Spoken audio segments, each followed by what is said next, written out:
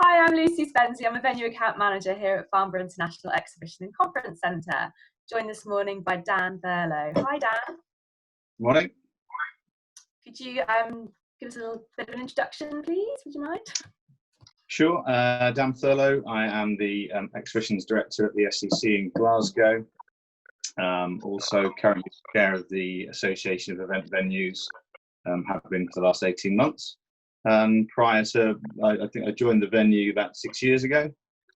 But prior to that, I was an organizer. So I spent 13 years with EMAP, which then became I2I, and before that, 4 years with ITE Group, who have then consequently bought I2I. So organizer for more time than venue, but venue side most recently. Great. Well, thank you for your time this morning. Got a few questions to run through, if that's okay, about your thoughts on events in the industry as we are now.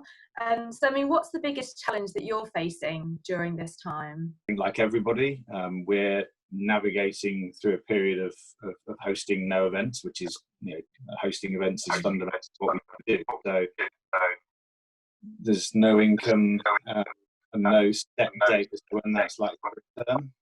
And I think that's the challenging part. We have a team of people, some of whom we've had to furlough, desperate to get back to doing what they do so well and that they enjoy doing. So it's keeping them engaged, positive and ready to respond. But I'm absolutely, no doubt that they will when asked to. So we've got much like every other venue, we've got a group of clients who are equally keen to get back to running events. They've rescheduled, and it's that period of waiting, it's that period of uncertainty. I think we're all just very keen to know, that particular date, that particular event's going to happen, and then get back to building up towards it. Whereas at the moment, it's a little bit in limbo, aren't we? So I think that's probably the biggest challenge, is that uncertainty. So, Dan, what do you love most about events then? Yeah, lots of things. I mean, one of the things is that there's one for almost every interest, whether it's consumer or trade. There's a show for most industries and most hobbies, which is like magazines. I mean, when I joined EMAP, we were sort of amazed about how many sort of niche titles there were. We used to sort of joke about it, laugh about it. There was a magazine for everything. But then when moving into exhibitions, it's exactly the same. There is a show for just about every community. But what's even better is that they're fundamentally about bringing people together. So, you see the value they create, you see the experiences that they offer, and you see the smiles on the faces. So I did spend a couple of years with publishing and I enjoyed it, but you don't necessarily get to see that experience or that sort of value transfer. And if you take that one step further, so when I moved across to working for the SEC, what I love is, you see lots of different audiences. One of the best examples I've got, we had one day where we had thousands of optometrists at a conference. We had the BBC Good Food Show running in our exhibition halls, and then later that night we had U2 playing in the Hydra. So you had these thousands of people, but almost these sort of three different communities, all with their respective shared interests, all rubbing shoulders on the concourse or getting a drink or having something to eat, but equally almost identifiable as those three different groups. So that for me makes it a very honest industry, because you're all in the same room together. But I also like the innovation. I mean, my favorite, going back to my time as an organizer, I used to enjoy build-up, because you literally went from an empty space to some incredible retail environments that were created, education environments that were created in such a short space of time. The sound of drilling and smell of painting, and then I always used to love it when the carpet went down at the end, and this sort of pristine exhibition suddenly really came to life. So, but like I said, fundamentally, it's tangible, it's visible. It's bringing people together, and you get to see it and experience it yourself. And obviously we're not allowed to bring people together in these lockdown times, but what do you think this experience has shown you as to why it's so important to have people coming face to face for business? I think it's, we've seen the stark reality of what happens when you can't have events, when people can't come together. I think we also realise how much you miss them. We've said for a while, the events industry attracts a special group of people, and we've kind of joked in the past or at past events that a lot of us have ended up in the events industry.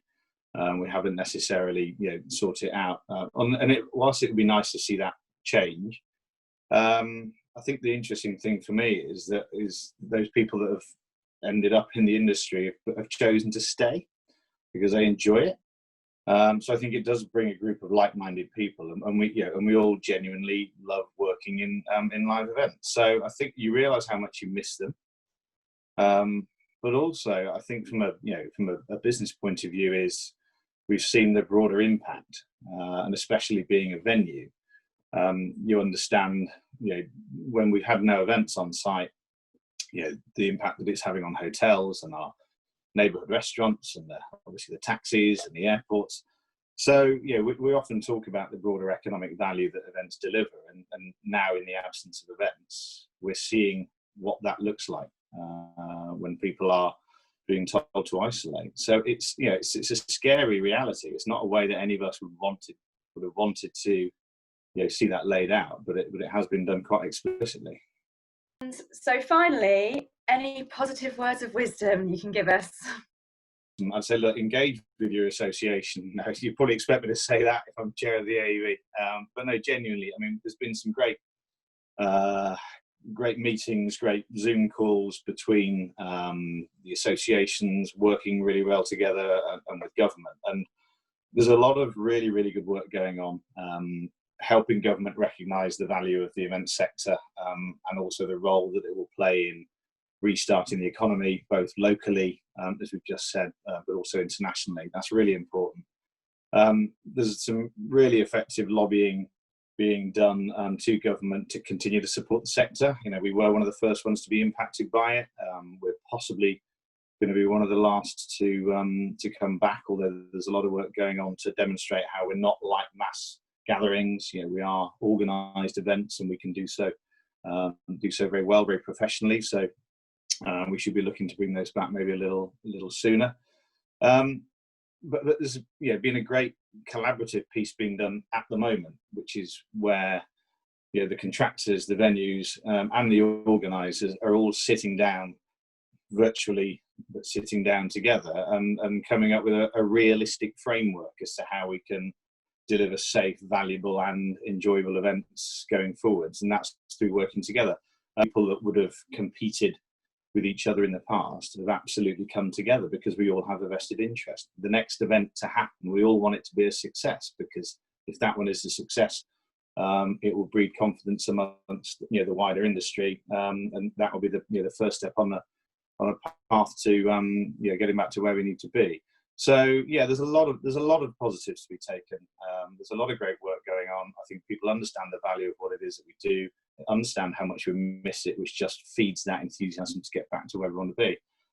And from a general visitor point of view, whether that's a trade show or a consumer show, I would say equally it's just be patient and be sensible. We obviously have to follow the necessary advice, and there's nothing more important than everybody's health and safety. But events will return, and I think for all the reasons that we love them and millions of people went to them before this happened, they will again. And we may see some slight changes. We may see some slight changes in format or users of technology just in the short term to ensure people's confidence, and so that people feel comfortable coming back to events. And that in itself as well may move us in a positive direction. So there's lots of things to be positive about, but we are just going to have to be patient. But events will return, the industry will respond as it has done before, and we will be better together for it. This has not been driven by any one group of people or any one venue or any one set of organisers. Everybody is literally looking at it and say, right, what part do we play? And that first show, whether that first show runs in Glasgow, runs in Farnborough, runs in London, I mean, even at the moment, you're looking positively at places like Germany that are sort of settle up business events can occur, everybody's looking at it and saying, great, I hope this goes well, I hope it's successful, because we need that and can build on that. Do. So yeah, it's very good. We've never been in this situation before. I think the government are facing a fair amount of criticism. There's no rule book here, is there? So we're doing the best we can. But yeah, like I said, I think it's, as you guys have just said, knowing that event's going to happen, then you get back into building up towards it. All the marketing that goes behind it, the preparation that goes behind it from an operational sense. Because we're going to need some time as well. I think that the public they're going to need a little bit more advance warning, aren't they, and a bit more comfort, a bit more marketing to reassure them that the show is going to be as good as it has ever been, and that they should feel comfortable in coming to support it. There will be some nervousness, there'll be some tentativeness. I understand. They expect, but I think everybody's being realistic. Organisers are saying our events, they may see a drop off in audience, whether that's 10 or 20%. It'll still be a great event, but then that is hopefully just a short-term situation where people need to rebuild their confidence again. So, okay, well, nice to talk to you both. Time. Thank you. Nice to talk to you. Take care. Bye. Bye.